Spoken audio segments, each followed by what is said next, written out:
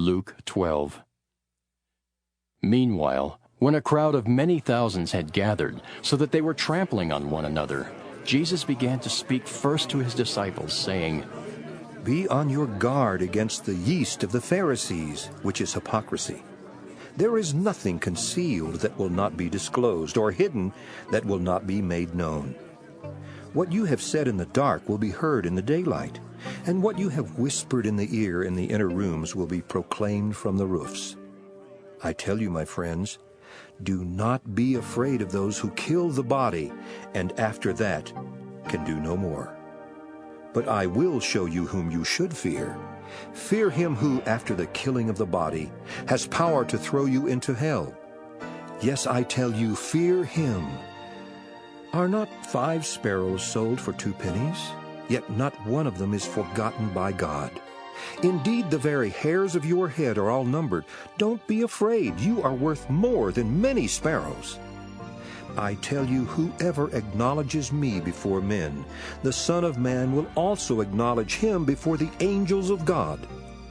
But he who disowns me before men will be disowned before the angels of God. And everyone who speaks a word against the Son of Man will be forgiven. But anyone who blasphemes against the Holy Spirit will not be forgiven. When you are brought before synagogues, rulers, and authorities, do not worry about how you will defend yourselves or what you will say, for the Holy Spirit will teach you at that time what you should say." Someone in the crowd said to him, "Teacher, tell my brother to divide the inheritance with me." Jesus replied, "Man, who appointed me a judge or an arbiter between you?" Then he said to them, "Watch out. Be on your guard against all kinds of greed. A man's life does not consist in the abundance of his possessions." And he told them this parable. The ground of a certain rich man produced a good crop. He thought to himself, "What shall I do? I have no place to store my crops." Then he said, "This is what I'll do. I will tear down my barns and build bigger ones, and there I will store all my grain and my goods. And I'll say to myself, you have plenty of good things laid up for many years. Take life easy, eat, drink, and be merry." But God said to him, "You fool, this very night your life will be demanded from you. Then who will get what you have prepared for yourself? This is how it will be with anyone who stores up things for himself, but is not rich toward God." Then Jesus said to his disciples, Therefore I tell you, do not worry about your life, what you will eat, or about your body, what you will wear. Life is more than food, and the body more than clothes. Consider the ravens. They do not sow or reap. They have no storeroom or barn, yet God feeds them. And how much more valuable you are than birds. Who of you, by worrying, can add a single hour to his life? Since you cannot do this very little thing, why do you worry about the rest? Consider how the lilies grow. They do not labor or spin. Yet I tell you, not even Solomon in all his splendor was dressed like one of these. If that is how God clothes the grass of the field, which is here today and tomorrow is thrown into the fire, how much more will he clothe you, O you of little faith? And do not set your heart on what you will eat or drink. Do not worry about it. For the pagan world runs after all such things, and your Father knows that you need them. But seek his kingdom, and these things will be given to you as well. Do not be afraid, little flock, for your Father has been pleased to give you the kingdom. Sell your possessions and give to the poor. Provide purses for yourselves that will not wear out, a treasure in heaven that will not be exhausted, where no thief comes near and no moth destroys. For where your treasure is, there your heart will be also. Be dressed ready for service and keep your lamps burning, like men waiting for their master to return from a wedding banquet, so that when he comes and knocks, they can immediately open the door for him. It will be good for those servants whose master finds them watching when he comes.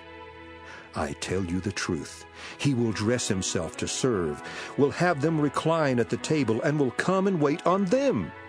It will be good for those servants whose master finds them ready, even if he comes in the second or third watch of the night. But understand this, if the owner of the house had known at what hour the thief was coming, he would not have let his house be broken into. You also must be ready, because the Son of Man will come at an hour when you do not expect him. Peter asked, Lord, are you telling this parable to us or to everyone? The Lord answered, Who then is the faithful and wise manager, whom the master puts in charge of his servants to give them their food allowance at the proper time? It will be good for that servant whom the master finds doing so when he returns. I tell you the truth, he will put him in charge of all his possessions. But suppose the servant says to himself, My master is taking a long time in coming. And he then begins to beat the men servants and maid servants, and to eat and drink and get drunk. The master of that servant will come on a day when he does not expect him, and at an hour he is not aware of. He will cut him to pieces, and assign him a place with the unbelievers.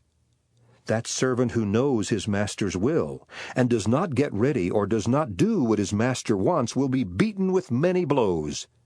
But the one who does not know, and does things deserving punishment, will be beaten with few blows. From everyone who has been given much, much will be demanded, and from the one who has been entrusted with much, much more will be asked. I have come to bring fire on the earth, and how I wish it were already kindled. But I have a baptism to undergo, and how distressed I am until it is completed. Do you think I came to bring peace on earth? No, I tell you, but division. From now on there will be 5 in one family divided against each other, 3 against 2, and 2 against 3. They will be divided, father against son, and son against father, mother against daughter, and daughter against mother, mother-in-law against daughter-in-law, and daughter-in-law against mother-in-law. He said to the crowd, When you see a cloud rising in the west, immediately you say, It's going to rain. And it does. And when the south wind blows, you say, It's going to be hot. And it is. Hypocrites! You know how to interpret the appearance of the earth and the sky. How is it that you don't know how to interpret this present time? Why don't you judge for yourselves what is right?